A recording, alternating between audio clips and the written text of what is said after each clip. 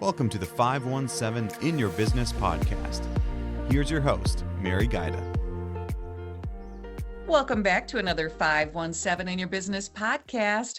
We're lucky to have a guest today that I've been wanting to talk to for a while. Kim Barber is travel advisor and owner for Globetrotter Travel. And I'm so excited to have you here, Kim, because I've always seen travel and what you do is very glamorous. So I'm excited to kind of hear more about everything that you do.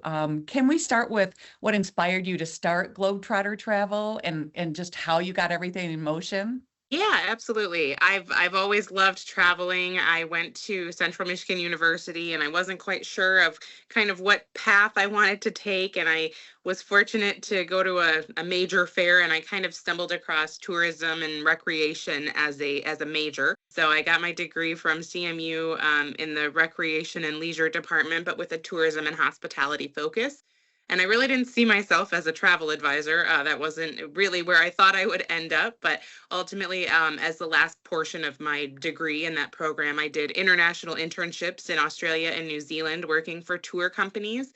And I loved it. And I daydream about moving back to New Zealand all the time. But Wow. ultimately, being that far away made me realize I really did want to be kind of closer to home.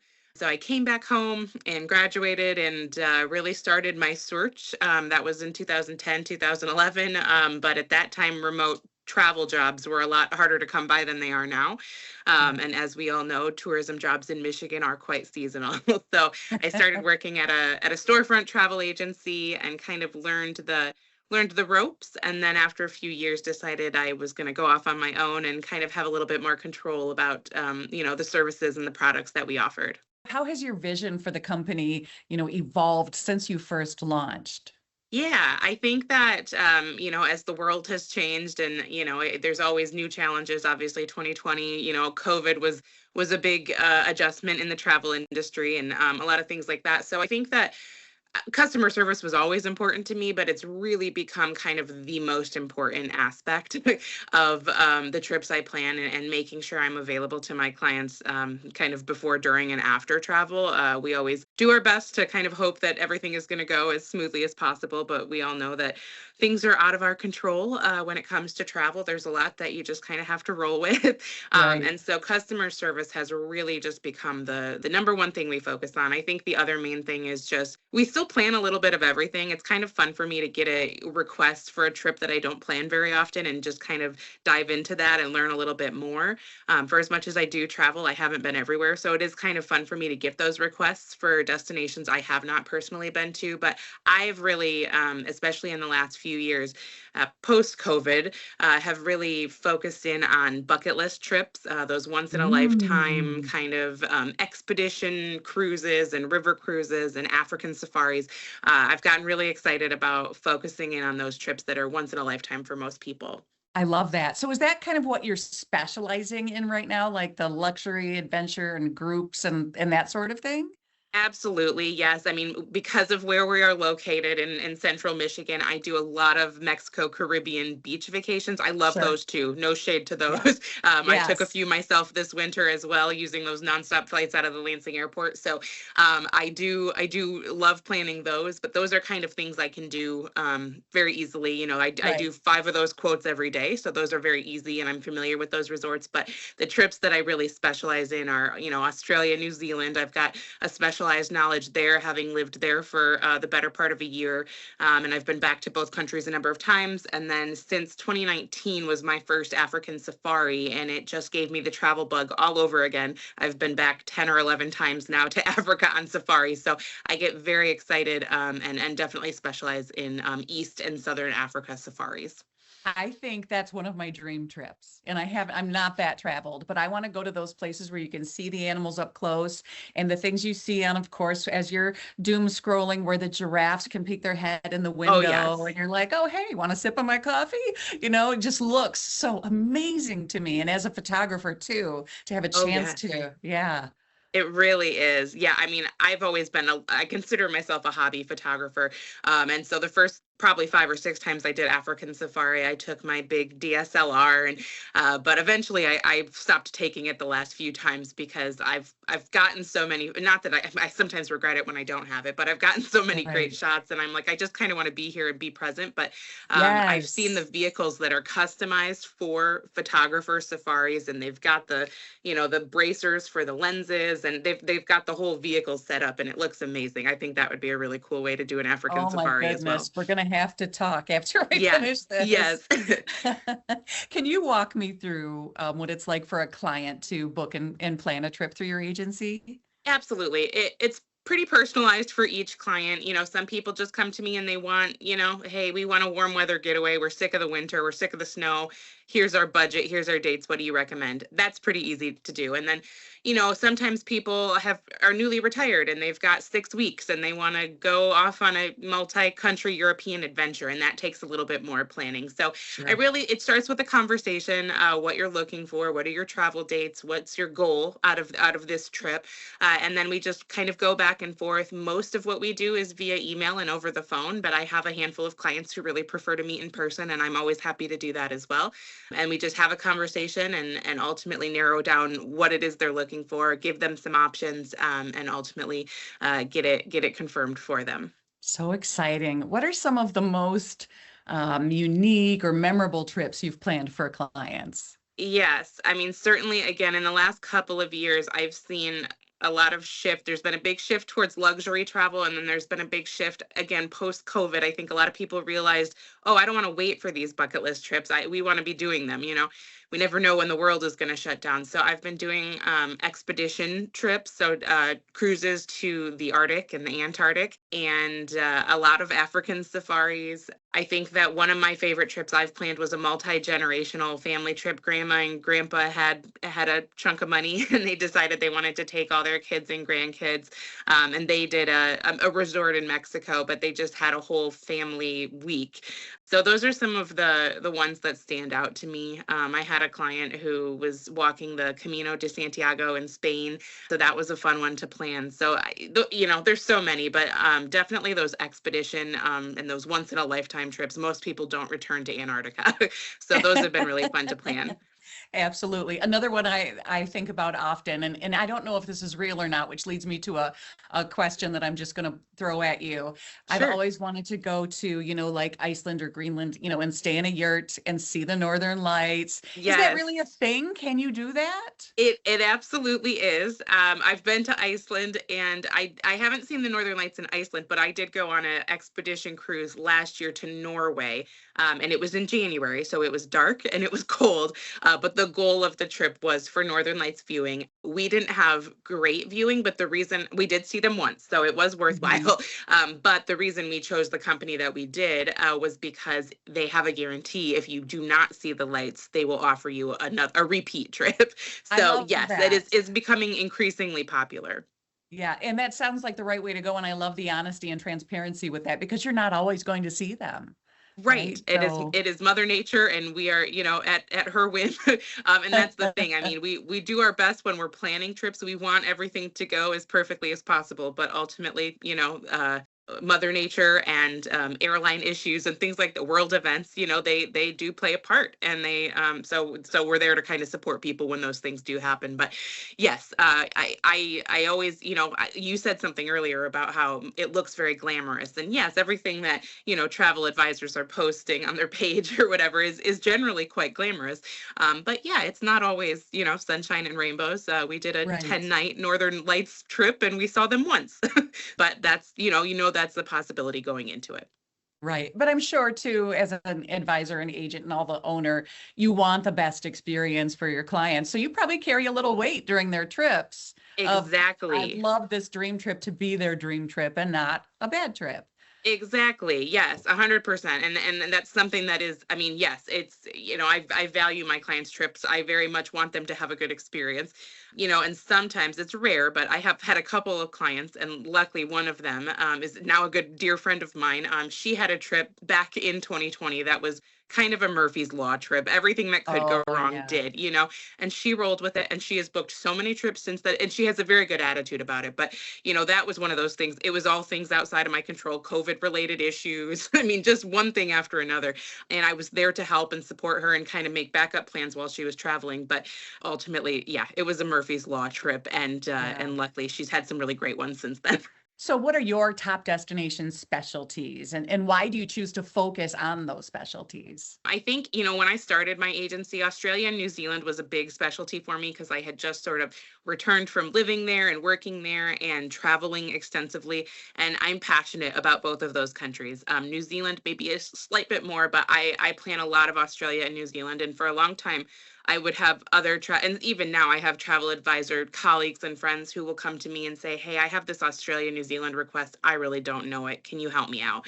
And that's the great thing about this industry is that, I Yeah. have destinations that I don't know very well. I've planned a handful of trips there, but I can always either pass those referrals on to colleagues who are very well versed in those areas, or I can learn from them and we work together.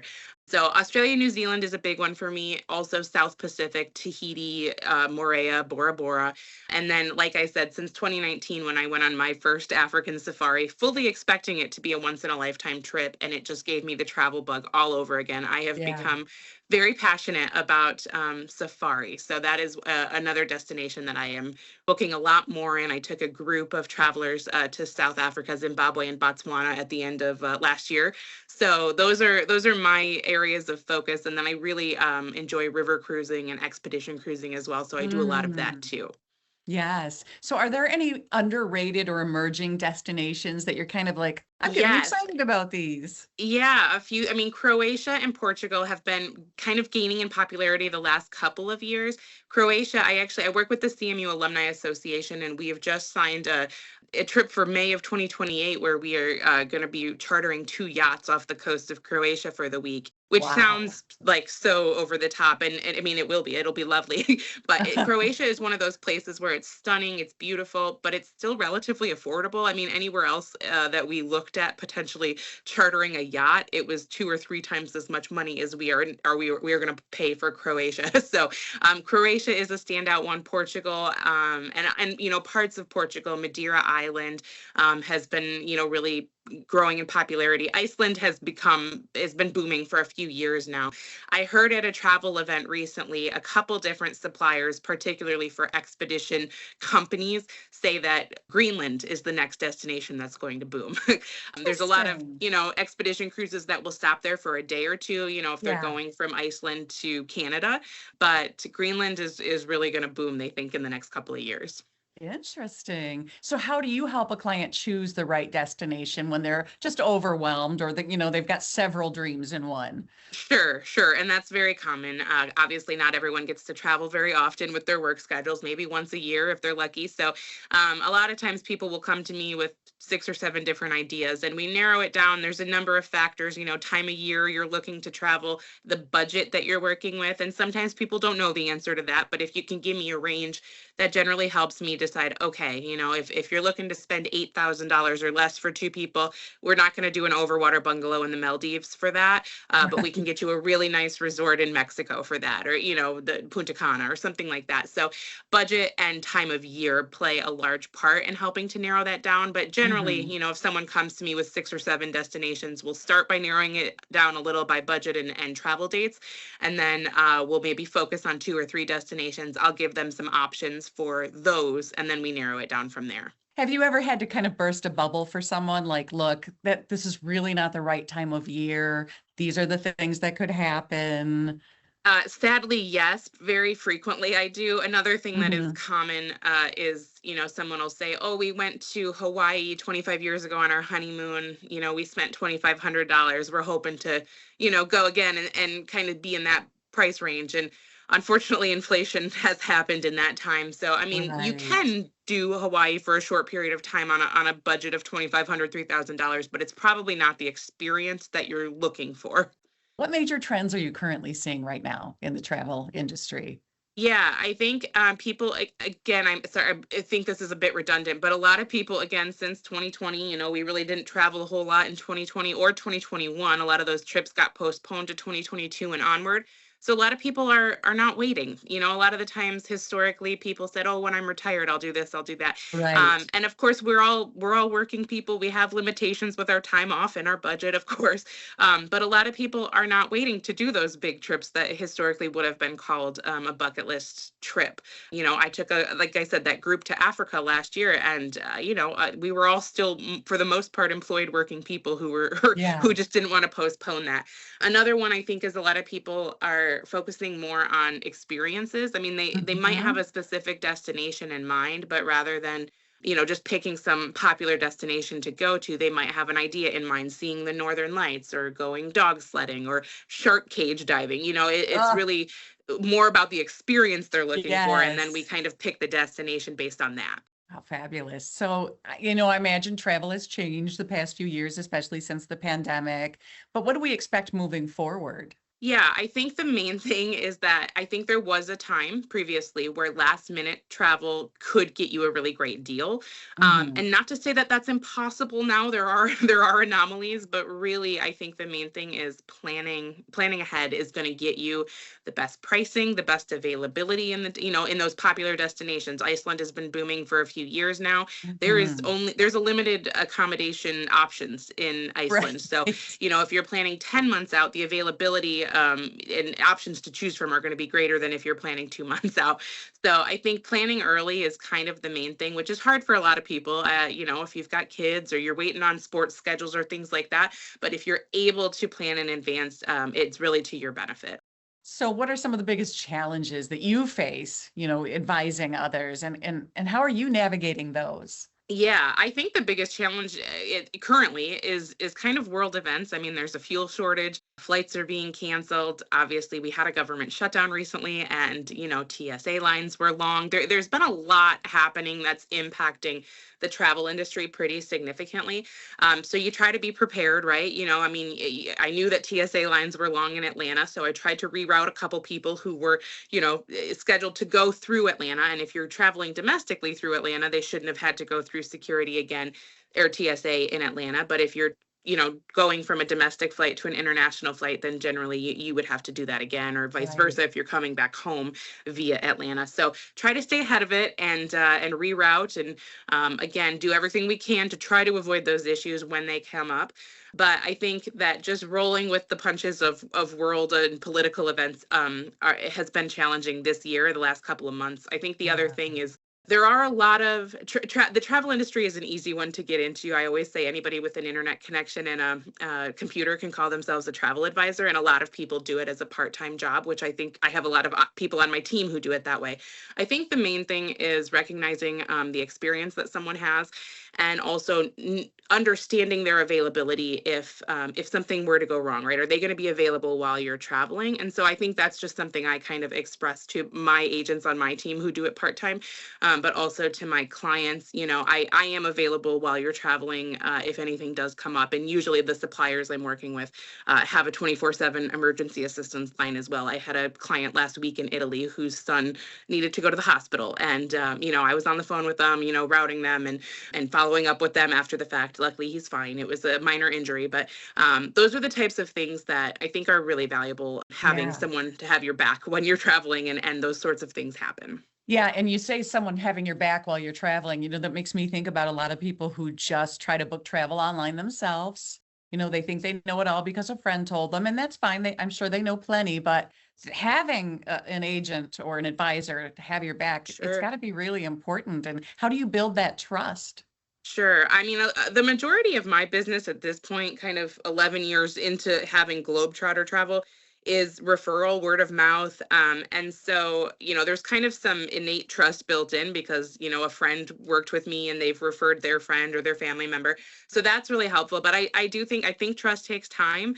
It takes time to kind of build those relationships. And I think that, certainly, and I'm working with a business coach now, and we're working on getting more reviews on different platforms. I have a lot Yeah. of reviews historically that had been on Facebook, and apparently in the world of people who know IT things and website things, I should be maybe getting those in different places. So Yes. I Yes. think reviews play a part, but a lot of it is just building relationships, and that takes time. Absolutely. And I've heard nothing but wonderful things about you. And as we get towards wrapping up, what's one piece of travel advice you always give your clients or something you think every traveler needs to know before they book a trip?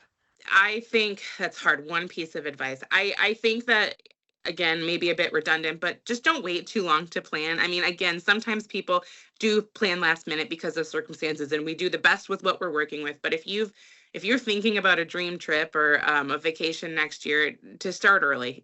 You'll get the best. It'll be to your advantage. You'll get the best pricing and availability. But also, I think another thing is to really think about what it is you want out of the trip. My husband and I just took a trip to Mexico, and historically, we've done excursions and we've stayed pretty busy. And now we've got a daughter who turns 1 next week. We've got a 4-year-old son. We parked it at the beach for a week and we did not do a thing. And that was exactly Yes. what we needed in this season. So I think really focusing on what is the experience you want to get, and then we can kind of hone in on the resort or the hotel, or kind of narrow it down from there. I love that. Any final thoughts or things you'd like us to know? Just a couple upcoming trips we are working on. Like I said, I work with the CMU Alumni Association very closely. We've got some exciting trips with them coming up. And I always emphasize it's CMU alumni and friends. So most people do have an affiliation to Central Michigan University, but sometimes it's friends of friends that are coming and they really don't have much of an affiliation to CMU. So we've got a Spain and Portugal trip coming up this May, quite shortly. And then in the fall, we're doing a Virgin Voyages Caribbean cruise. Next May, we're doing an Italy trip. And then a Danube River cruise Christmas markets trip at the end of 2027, and the Croatia yachts I mentioned in May of 2028. I'm also planning, I do a couple group trips every year. So I have my 7th annual women's trip, which will happen late January, early February of next year. We're just waiting on those nonstop charter flights from the Lansing airport to be released for the 2027 year. And then in January, February of 2028, I am going to be taking a group on an Antarctica expedition. So a lot of my Wow. group that went on that South Africa, Zimbabwe, Botswana safari with me last year has expressed interest in doing a big Antarctica expedition. So we're going to be planning that ahead for January of 2028. That sounds amazing. And now, of course, I want to start planning my next few years worth of travel. So how do we reach you at Globetrotter? Couple of ways. You can go to our website, myglobetrottertravel.com. There's a contact form on there. You can email Kim Barber at myglobetrottertravel.com.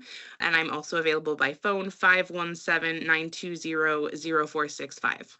And I tell everybody life is short. Take the safari. Absolutely. Absolutely. Kim, thanks so much for being a guest on the podcast today. Thanks for having me. Thanks for listening to the 517 In Your Business podcast.